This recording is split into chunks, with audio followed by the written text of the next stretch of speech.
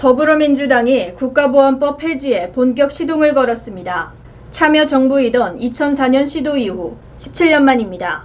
이번에는 전면 폐지가 아니라 7조 폐지입니다. 찬양, 고무, 이적단체 구성가입, 허위사실 날조 유포, 이적 표현물 제작, 예비, 음모 등에 대한 사항입니다. 국가보안법 위반 구속자들의 90% 이상이 이런 7조 위반과 관련됐다는 점에서 충분히 효과를 거둘 수 있다는 판단입니다. 민주당은 8일 서울 여의도 마리나 컨벤션 센터에서 국보법 7조 폐지를 위한 국회 토론회를 열었습니다. 코로나19 상황에서 국회 내 토론회가 모두 중단돼 방역 수칙 등을 지키기 위해 외부로 장소를 변경했습니다. 북을 칭찬할 권리, 비난할 권리, 알 권리라는 이름으로 진행되는 이번 토론회는 국회의원 73명이 공동 주최자입니다. 민주당에서 71명의 의원이 열린민주당에서 최강욱 대표와 김홍걸 무소속 의원 등이 이름을 올렸습니다. 시민사회단체에서는 민변과 참여연대, 경실련, 한국-YMCA, 한국기독교교회협의회, 정의평가위원회, 한국방송예술인단체 연합회 등도 공동 주최자로 참여했습니다. 국보법 토론회는 지난해 11월에도 한 차례 열렸습니다.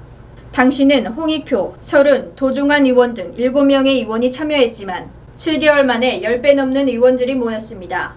국회 국민동의청원은 지난달 10일 청원 신청 이후 불과 9일 만에 청원 요건이 성립됐습니다.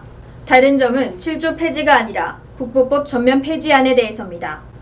국가보안법 제7조 찬양 고무죄에 대한 폐지안이 국회에 발의된 상황에서 폐지에 찬성하는 여론이 더 높은 것으로 나타났습니다.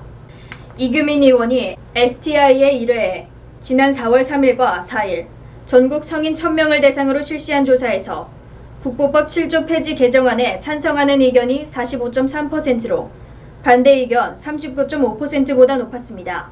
잘 모르겠다는 의견은 15.2%였습니다. 정의당은 당론으로 폐지 법안을 발의했습니다. 강은미 의원이 지난달 20일 대표 발의했습니다. 민영배 민주당 의원 역시 10일 전면 폐지 법안을 발의할 예정입니다. 민주당 내에서 70여 명 넘게 공동주최에 나섰다는 것 자체가 큰 반향이라며 당내 공감대 형성을 통해 가급적 빠른 시일 내에 법안 속도전에 나서는 것을 필요하다고 밝혔습니다. 하지만 반대의 목소리를 넘는 것이 관건입니다. 70년 넘게 좌우 진영 논리를 자극해왔던 국보법이 일부 법안들처럼 민주당 독자로 처리하기는 현실적으로 힘들다는 점에서입니다. 국보법 폐지 반대 청원 역시 국회 동의가 진행 중입니다. 지난달 13일 시작돼 12일까지 이날 현재 8만 5천 명을 넘었습니다. 민주당 일각에서는 자칫 국민 설득도 실패하고 진영 논리만 남으면 대선도 좋을 게 없다는 시각이 존재합니다. 지도부들이나 대선 주자들도 국가보안법 철폐에 대해서는 입을 닫고 있는 실정입니다. 시대의 변화에 따라 국민의힘이 반대 논리만 따질지는 아직 의문입니다.